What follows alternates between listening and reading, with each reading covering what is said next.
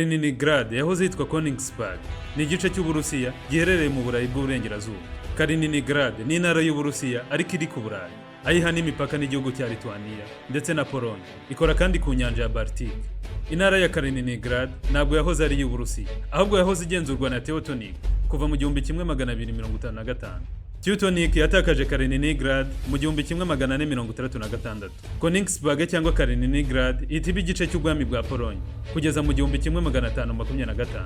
Ubwo Königsberg yabaga igice cy'ubwami bw'Ubudage. Iki gice cy'Uburusiya ubu Kaliningrad kikiri ku Budage cyitwaga Königsberg, ikaba yari umujyi umwe wo mu Budage. Königsberg cyangwa Kaliningrad yakomeje kuba umujyi wo mu Budage kugera mu 1945, ubwo Ubudage bwatsindwaga intambara ya kabiri y'isi.